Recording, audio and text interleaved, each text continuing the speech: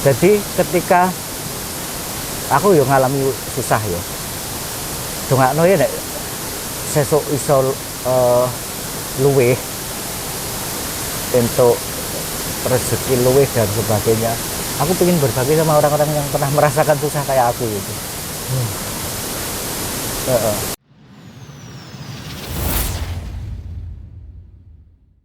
Assalamualaikum warahmatullahi wabarakatuh. Sahabat Expose semua, sahabat Marginal Power juga. Nah, di sini Mas Iweng masih ya liburan. Di sini kami bersama Mas V. Beliau ini adalah seniman serba bisa. Apa saja direct atau hire jenengan beliau akan kabulkan. Biasanya loh. Oke, kita mulai ngobrol aja. Ini kemarin untuk minat baca di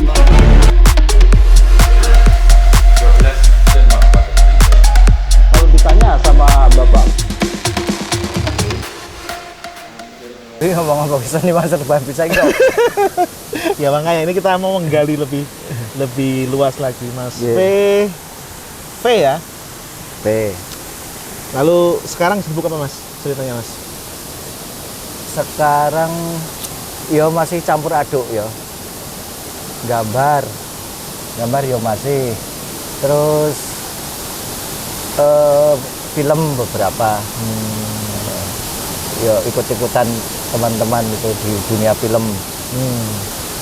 Terus apa nih ya? Outbound Ya. sama mau ini juga apa? Ngembangin desa wisata sama teman-teman Dewasa di mana itu Mas? di Bulak Salak. Oh, Bulak Salak Cangkringan. Oh, kemarin yang diliput sama Mas Iweng. Ya, Nah, yang kemarin diliput sama Mas itu Iweng. mau di apa ya? Dikelola bersama dengan warga sana. Atas naungan Darmatika Budaya ya. Ya, Darmatika Budaya Manik Mataram. Oh, ya. Tambah dawa jenenge. dulu Dulu Darmatika Darmatika Foundation dulu. Foundation. Terus Darmatika Nusantara. Budaya Oh, Nusantara. budaya Nusantara. Jadi Darmatika ini saya spill dikit ya. Darmatika sekarang apa namanya Mas? Lupa ya. Darmatika Budaya Manik Mataram. Budaya Manik Mataram itu satu lembaga, satu yayasan yang bergerak di bidang seni budaya. Dan juga sekarang ini mau merambah dunia wisata. Jadi wisata di Jogja yang kira-kira belum terdongkrak akan didongkrak oleh sama-sama sih, bukan ya Yayasan Darmatika mau mengelola bukan, tapi bersama-sama dengan pengelola awalnya ya. Iya. Di sana penggeraknya itu Pok Darwis. Yang di Kok Darwis apa Mas? kelompok Belum sadar tahu. wisata. Oh, kelompok sadar wisata itu ternyata Pok Darwis. Lagi ngerti kok? Saya kira itu ormas, ada kan salah satu ormas agama itu Darwis itu. Darwis itu militannya kalau Muhammadiyah ya. kalau nggak salah. Muhammadiyah kalau nggak Ini salah. ngomongnya politik ya. Ini nggak apa-apa karena itu sudah organisasi yang besar itu. Jadi gitu apa Mas? Di Darmatika juga sekarang lagi mau ngembangin ekowisata itu gitu. Iya, jadi tetap basisnya di budaya, seni dan budaya. Tetap itu yang akan dipolesnya di situ. Oke. Kegiatannya apa aja Mas? Tadi, Walaupun nanti kita mau kegiatan yang di mana? Darmatika? yang di Bulak Salak itu. Oh, kegiatannya. Cita-citanya. Ini tapi kan belum fix ya. Tapi rasan-rasannya itu salah satunya mau membuat pertunjukan sendratari Ramayana Gagrak Jogja. Pernah dengar nggak? Jadi selama ini yang ada di Prambanan itu seni tarinya Gagrak Solo. Oh, jadi itu Gagrak Solo. oh kayak itu ya, kayak pertunjukan wayang kulit itu kan ada Solo, ada Jogja. Ya ini yang Gagrak Jogja itu nggak pernah muncul malah. Padahal Prambanan termasuk wilayah Jogja kan gitu. Iya, paron-paron Paron-paron. Klaten. Tetapi ya itu yang ini mau bikin reguler sih. Entah berapa kali dalam setahun juga tahu sih. Tapi Gagrak Jogja. Yo Ramayana, tari Ramayana. Di Bulak Salak teman-teman. Gagrak apa namanya, Sendera Tari Ramayana Gagrak Gagrak Jogja, Jogja. Yang selama ini di Prambanan itu Gagrak Solo. Ya. Ini bagi teman-teman banyak yang belum tahu pasti ini. Teman-teman Saya Jogja. juga baru tahu. Itu Mas saya juga baru tahu nih Mas. Baru tahu, kalau nggak dikasih tahu juga nggak ngerti. Preso bedake. Oke deh, nek masalah Dermatika nanti kita juga mau wawancara sama Bu Tikanya sendiri sebagai ketua ya Bu Tika ya? Apa pengasuh utama? Bahasannya apa sih? Kayaknya ketua yayasan. Ketua yayasan. Nanti kita mau apa? Wawancara sendiri sama Bu Tika. Sekarang ke fokus ke Mas P-nya deh. Mas P Ya. ini mulai kapan sih apa? Giat dalam bidang seni? Oh iya, zaman awal-awal itu bendenan. Terus apa nih ya? Nek teater itu zaman kuliah gitu. Ya kuliah itu bendenan sih.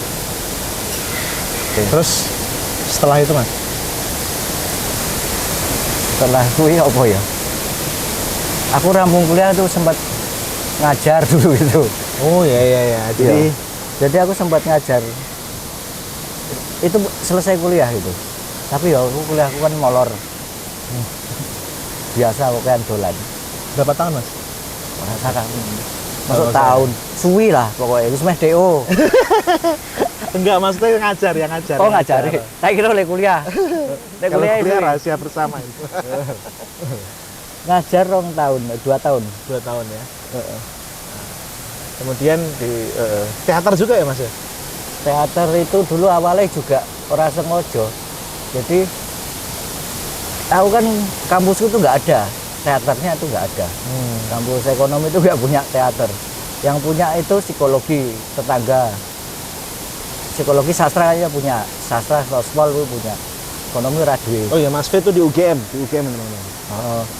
Lah suatu saat aku nongkrong di kantin bersama itu muncul itu anak teaternya psikologi itu. Tiba-tiba langsung disodori naskah. Kowe main yo, waduh. Opo iki? Iki teater kowe main yo. Ora tahu aku kan, aku nggak pernah terlibat teater sebelumnya. Halah kowe kan biasa ben-benan mesti yo di depan publik itu menurut dia itu yo iso lah gitu. Ngawur wae gitu. Tak pikir-pikir sih yo. Yo seminggu lah tak ngono. Kudu kowe metu saka kene kuwi kudu ana keputusan dhek ngono kuwi. Akhirnya yo aku merasa tergelitik lah. Coba-coba gitu. Yo lumayan mengasihkan juga ternyata. Yo gue awalnya aku dari masuknya di teater psikologi UGM dulu malah. Retmono Adi, kamu tahu nggak ya Retmono Adi? Itu yang nawarin dulu. Oh, Retmono Adi.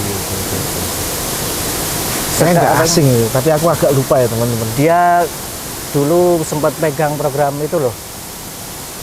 Playback theater di Kopinogo. Oh iya. Playback theater. Sekarang spill ya teman-teman ya.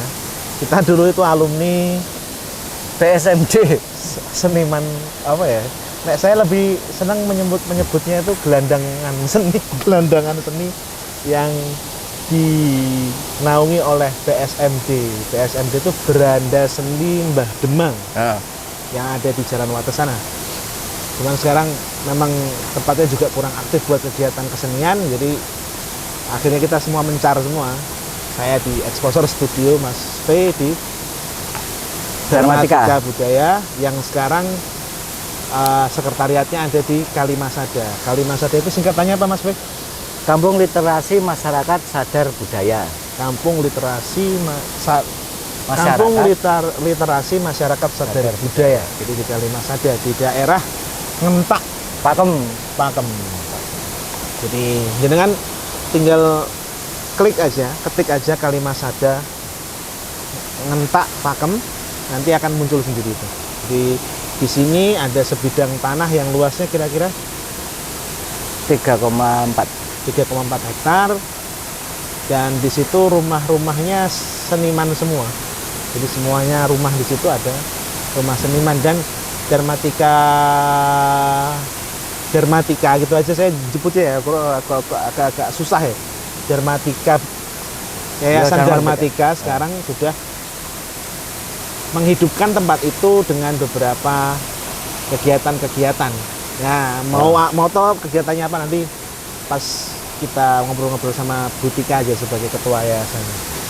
Oke Mas, Fe, balik lagi. Yo, Jadi terakhir mau apa? terakhir ki ngomongnya apa lali ya? Teater ya. Teater. Jadi Ini baru dijawab ngomong oleh ora? Hah? Baru Apa? dijawab. Ada outframe. Oh, orang Di apa? sini ada kayak Yanti di PWK gitu. Oh. Iya Mbak Yanti. yang Makasih ya. outframe. Ini ya. Ininya Mbak Yanti. Kamu sok-sokan jadi si pras ya? Iya, si Pras dari teater. Terus dari teater ke film akhirnya. Oh iya. Awalnya itu dulu neng film itu kan ditawarin ekstras. Jadi kan pas perjalanan di BSMD itu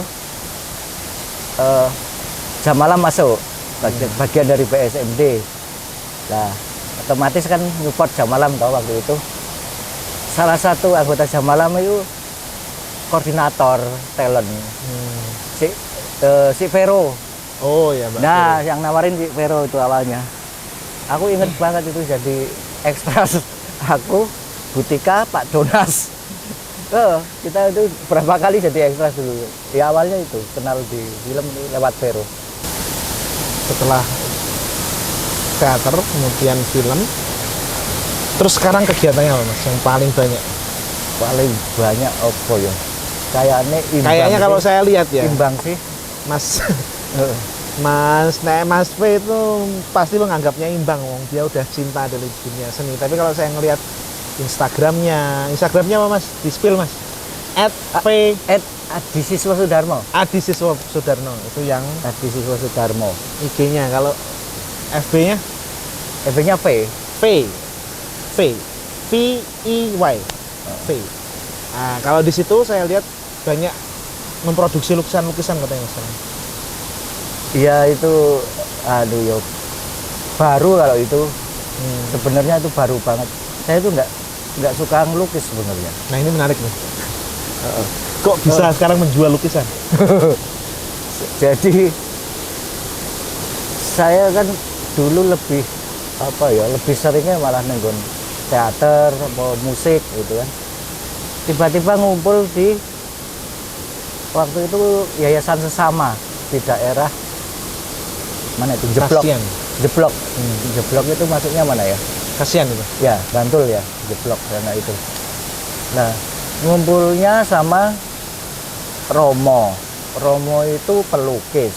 Ya tiap hari yang liatin tuh sebenarnya awalnya nggak tertarik gitu. Nggak tertarik pengen nyoba gitu. Tapi terus lama-lama karena di daerah itu kan memang banyak ini ya kawasan pelukis kan begitu. Jadi ada toko-toko itu yang jual kanvas dan sebagainya itu sekitar itu murah-murah itu.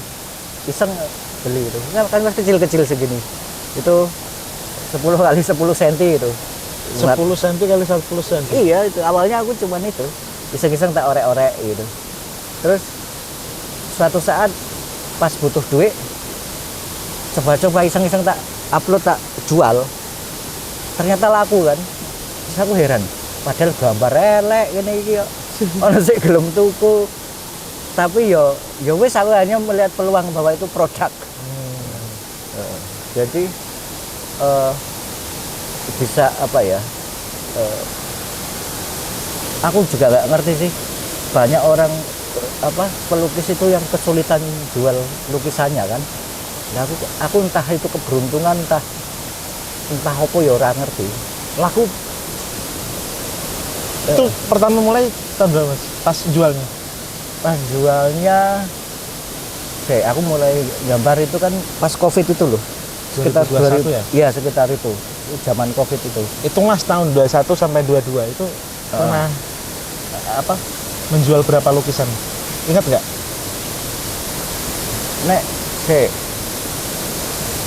Kalau di daftar yang terjual itu ya sekitar 40-an. Teman-teman, 1 tahun 40 lukisan. 40-an. Ya sekitar 40-an lah. Nah, ini teman-teman pelukis lain ini harus banyak-banyak ngobrol nih sama Mas P ini. Padahal Saya tahu sendiri di dunia pelukis karena saya juga sering nongkrong sama pelukis. Mas Fe ini kurang diperhitungkan. Mohon maaf ya Mas Fe. Memang iya, memang saya bukan pelukis.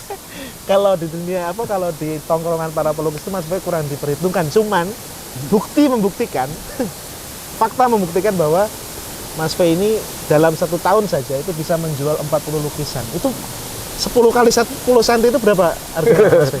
Waktu itu aku ingat tak jual 250. 250.000. 10 cm kali 10 cm. Padahal ya mohon maaf ya kayak lukisan-lukisan yang apa namanya realis gitu, yang 1 kali 1 atau 1 kali setengah itu aja jual 100.000, 150.000 aja pusingnya bukan main itu teman-teman. Tapi ini Mas Fe bisa menjual 10 kali. Itu gimana sih Mas caranya? Apa ya, mungkin ada kombinasi antara iki ya. Dulu aku kan ikut terlibat di komunitas relawan. Nah, terus aku sendiri juga ngalamin kesusahan kan, membiayai pendidikan anak itu kan kesulitan. Akhirnya berapa persen dari penjualan lukisan itu ya tak ngewangi konco-konco seniman sih rodok kesusahan anaknya bayar sekolah kayak gitu. Karena aku juga merasakan abot bayar sekolah gitu loh. Jadi ya aku tak mungkin itu yang membuat itu akhirnya dilirik orang juga, bukan karyanya tetapi karena pergerakannya itu. Mungkin lo ya, aku juga nggak ngerti. Jadi Mas Fe ini dulu misalnya 250.000 ya harga lukisannya. Itu berapa Mas? Berapa persen atau berapa rupiah yang didonasikan untuk pendidikan?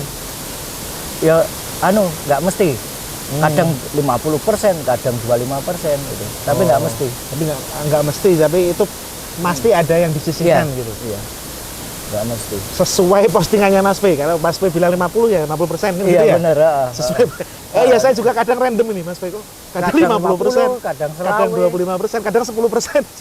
Orang mesti. Katanya pas udah tenten ya Mas 10%. Iya, memang.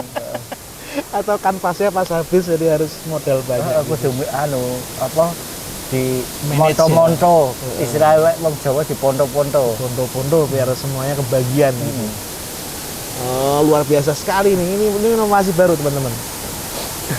Bukan apa namanya ya, bukan kayak menjual kesedihan orang lain, bukan. Kalau ini memang pure, nggak ada yang ditampilkan kan orang anak yang nggak sekolah tuh gimana. Enggak, tapi kadang untuk pertanggungjawaban publik tak posting ketika ngasih, ya. Dan itu pun ngasihnya ke orang yang kayak orang nggak langsung ke apanya yang disedekahi biasanya ya. Itu langsung, juga langsung ke orangnya. ada langsung ada, ya. Beberapa ada orangnya langsung. Ada yang titip juga. Ada yang jadi untuk itu cuma sekedar pertanggungjawaban aja supaya ini loh publik, bener gitu. Bahwa udah disalurkan gitu. Jadi bukan untuk menjual kesedihan. Atau memang Mas Fe udah sebelum ini pun udah relawan gitu kan. Tapi ini bisa ditiru teman-teman pelukis yang mungkin bingung jual lukisannya. Tapi beneran disalurkan loh. Jangan sampai nggak disalurkan. Kualat ini malat ini. Kemudian 10 kali 10 sekarang udah besar ya berarti ya. Oh sekarang ya. Ini Mbak Yanti, tolong Mbak Yanti. Yang itu dulu aja. Nah, saya pengen satu dulu aja. Yang ini ada kira ya ini. Ukurannya ini 40 50. Ini 40 kali 50. Yang itu yang agak gede. Ini lambang Om ya. Ya. Om dalam literasi Hinduisme. Hindu, Buddha juga loh. Ini gimana Mas? Apa? Maksud dari lukisannya itu apa sih? Apa ya waktu itu aku ya. Enggak, waktu itu aku terobsesi dengan aku pengen dolan yang India, tapi kan belum kelakon. India terus ke Nepal. Aku tuh terobsesi pengen dolan yang Kathmandu gitu. Di bawah kakinya Himalaya. Jadi ketika lagi berkhayal tentang dolan yang kono itu, golek literasi tentang ini munculnya kok ada simbol ini. Jadi ini mungkin nggak ada kaitannya sama spiritual ya. Ini sangat pribadi sekali. Jadi lebih ke alasan pribadi ya ini. Ya? Sangat pribadi. Oke. Bisa dilihat teman-teman. Memang unik lukisannya Mas Fe itu unik. Ya, nggak tahu Lukis aku. lain tuh gradasi warnanya nggak gini. Yang dipilih itu. Karena apa ya? Kontrasnya itu mencolok sekali gitu antara kuning, merah, kecoklatan, bisa Lompat. frame-nya itu bisa, ini bukan hitam asli nih teman-teman. Nggak tahu kamera saya proper atau enggak ya. Cuman ini bukan hitam asli kayak apa ya? Agak Arang, abu. hitam arang. Iya. Hitam arang. Ini hitam arang. Ini Mbak Yanti, gambar demit nih, Mbak Yanti. Gambar semua. Ini di sini nggak apa ya Mas Fe ya? Nggak apa-apa. Kita tumpuk, iya. Ini 30 kali 40. Wah, beragam juga ya namanya ya. Iya, aku kan itu diomelin dulu itu. 10 kali 10 tak jual segitu, diomelin sama butika aku. Kenapa itu? Oh, pada pelukis lain nggak segitu. Iya, kamu keterlaluan katanya. Loh, gimana kok terlaluan? Itu lukisannya Romo itu yang gede-gede itu harganya mahal sekali kan gitu. Segini kan murah, aku bilangnya gitu. Murah-murahmu. Ngawur ya, ojo lah, ojo terlalu cilik nih gambar. Akhirnya ya aku mulai gambar. Karena pembandingnya Mas Fe, pembandingnya seniman yang udah terkenal. Lah iya, aku kan nggak punya banyak referensi. Nah, itulah seniman tuh biasanya gitu teman-teman. Nggak bisa merupiahkan harga karyanya karena apa ya? Ya memang priceless apa jenenge Mbak Yanti? Auraiso ya bahasa Inggris. Priceless ya. Priceless. Jadi sangat berharga bagi karya itu bagi lukisan. Nah, ini monster apa ini? Inner beast. Inner beast. Di dalam diri manusia. Iya, itu jadi setiap manusia mesti punya kepuasan di dalam dirinya. Itu yang harus dijinakkan. Nah, pesannya itu yang ingin disampaikan. Tapi ada ungunya ini. Ya maksudnya apa nih? Ungu ini rondo ya? Rondo harus duduk itu kepuasan seorang itu. Iya, kait-kaitan rono ya ora apa-apa. Soalnya auranya ungu, teman-teman. Kait-kaitnya ya ora apa-apa. Ungu, auranya ungu, hijau ya. Jadi berkumpul jadi satu ya. Segala emosinya. Kamu lama-lama jadi kurator deh. Gitu. Kamu ini mau podcast apa mau ngurasi? Saya tuh teman-teman karena saya di bidang sastra, saya tuh sering nulisin kurasi-kurasi teman-teman yang exhibition dulu tapi saya gue jarang. Berarti mau dikurasi nih? Kok kurasi? Enggak dong, podcast aja kita. Coba yang itu dulu Mbak Yanti. Mbak ini Mbak Yanti PWK ini guys. Aku punya Mbak Yanti PWK. Kalian nggak bisa lihat mukanya loh. Dan ini apa Mas Fe? Ini rada ning survei iki. Iki judulnya apa ya? Anu sih, aku nyeritain kebangkitan. Itu menjalar virus, semacam virus tetapi dalam hal yang bagus. Tujuannya ini Berarti inspirasinya corona ini.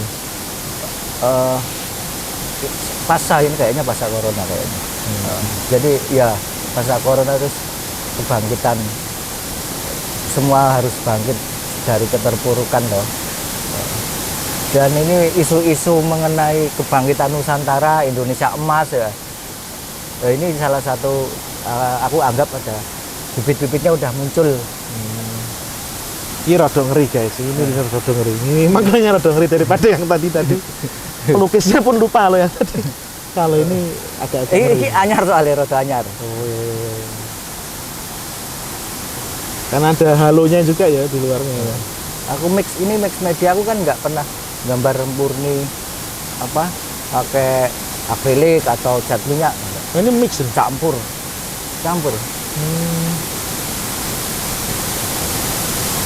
Ini kelihatan satu media ya teman-teman ya. Apanya? Ini malah ngurasi meneh. Ya ora apa-apa. Karena kok kurasi ya oleh. Oke. Ya, tak turunkan. Ini teman-teman nggak bisa lihat nih. Mau pas blocking soalnya ning dhuwur. Mbak Yanti, Pokoknya itu udah rampung. Ini belum rampung. Ini karya terbarunya Mas V ya belum, guys. belum selesai. Kalau mau lihat finishingnya kayak gimana, follow Mas V di @adi Siswa Sudarmo. ADDIE ADDI underscore siswo soe DHA DHARMO. ya. Oke teman-teman, lukisan Mas V itu tadi agak dalam boleh Mas V? Apa? Pribadi. Tapi Ya. masalah seni. Iya. Enggak seni juga nggak apa-apa. Kenapa Mas V memilih jalan ini? Maksudnya kesenian. Apa ya? Yang lukis, yang teater, yang Puisi. jadi kru film, yang puisi. Kan itu semuanya seni, musik juga. Dan Iya. musik aneh-aneh nanti saya spillkan ya teman-teman ya di akhir video ini. Mas V pas pas perform. Aku juga nggak tahu ya asal muasalnya gimana. Tapi mungkin karena ini ya, kayak magnet itu loh, frekuensi. Jadi ketika kita menyukai sesuatu, itu orang-orang yang sefrekuensi akan saling kayak mendekat, terus ya kayak ketuntun kayak gitu akhirnya. Nek diniati tenan yo ketoknya aku tidak pernah merasa bahwa aku ini seniman, enggak pernah. Seneng. Nah, lebih ke seneng tok. Tapi lingkungan kok tiba akhirnya frekuensinya orang-orang yang frekuensinya sama, mendekat, kolaborasi dan sebagainya. Awalnya cuman yo seneng-seneng awalnya. Jadi tidak mengira kalau sampai disebut seniman itu malah kok lucu ya wong-wong iki. Kene iki ngrasane kur seneng-seneng ae. Berkesenian itu buatku itu semacam tamasya batin, gitu. Tamasya batinnya. Apapun medianya. Aku tidak mengkhususkan kudu iki enggak. Kalau di stand art kan ada keresahan Ya, keresahan ya. yang membuat karya stand art itu tercipta gitu kan. Nah, dengan ada keresahan pribadi nggak? Yang akhirnya bisa akhirnya yang saya lihat itu ada penyaluran lewat lukisan-lukisan jenengan yang mungkin dalam tanda kutip mungkin kalau orang awam ya itu menganggap lukisan itu aneh. Ya memang. Dan musik nanti saya spillkan ya musiknya di akhir video juga orang awam itu menganggapnya akan aneh. Keresahan apa sih yang jenengan punya itu sebetulnya? Keresahan apa ya? Wong uripe dhewe iki memang udah resah dari sononya kayaknya. Satu keresahan pribadi, ketambahan situasi lingkungan,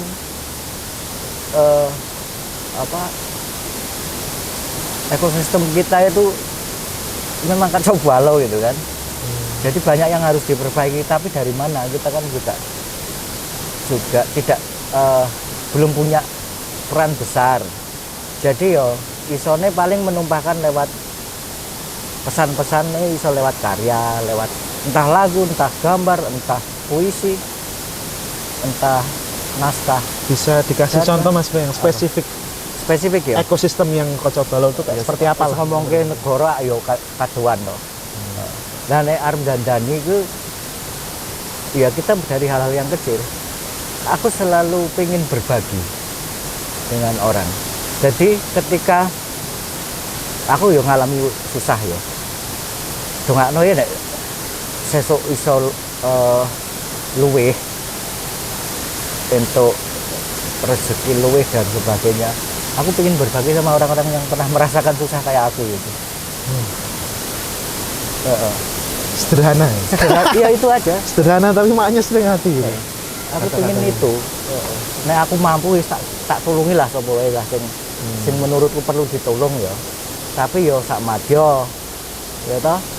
Sesuai dengan kondisi kita juga. Iya, kemampuan. Saiki berbagi belum bisa banyak, dikit-dikit. Lukisan Bayu sithik iso meringankan beban orang sedikit ya saat ini baru bisa gitu.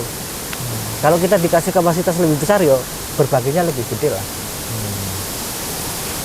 Nah itu teman-teman, mungkin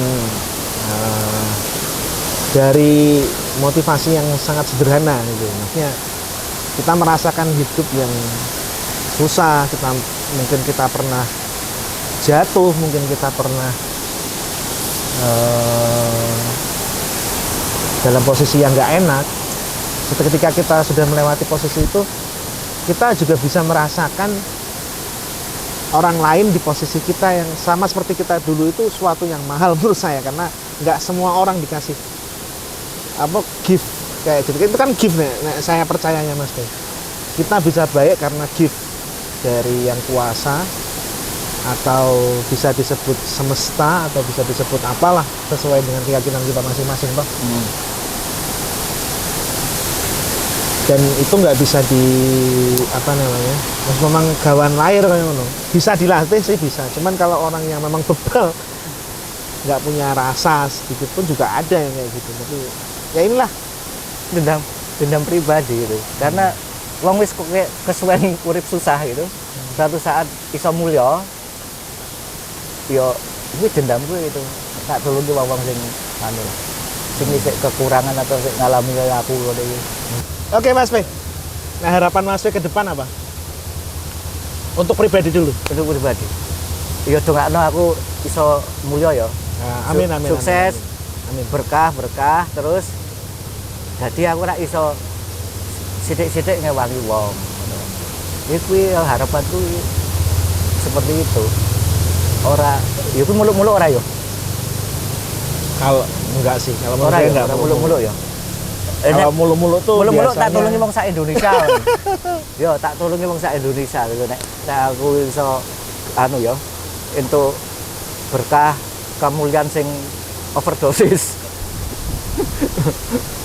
Ayo Mas P, aku lali ya, aku butuh menanyakan ini. Nek Mas P sendiri ada keresahan nggak di dunia ekosistem seniman Jogja?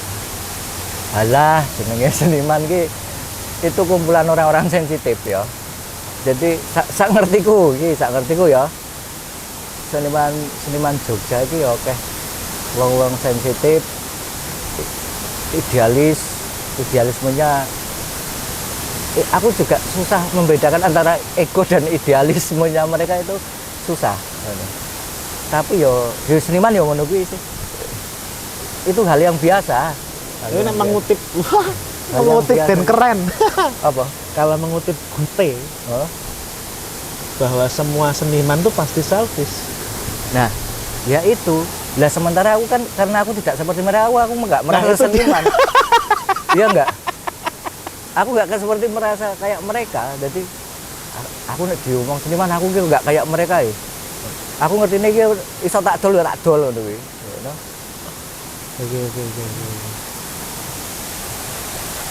Ya, aku nggak idealis aku. Nek harapan tadi kan pribadi. Harapan untuk pecinta seni. Bagaimana menghargai seniman itu ada? Harapan atau keresahan pribadi. Seniman itu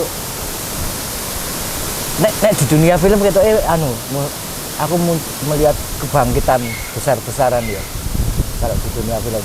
Tapi kalau di seni yang lain banyak yang tersingkir. Ya piye kono kuwi aku nggak tahu itu karena tren atau karena pintarnya media, aku nggak ngerti aku. Nek karena aku bergabung di Dharmatika ini salah satu cita-cita ini agak besar ya, agak muluk-muluk. Yo nguri-uri kesenian-kesenian yang hampir tidak muncul ke publik. Itu nguri-uri. lebih ke tradisi atau Tradisi. Kalau itu kesenian tradisi. Dan nggak cuma seni, itu kebudayaan juga. Adat istiadat.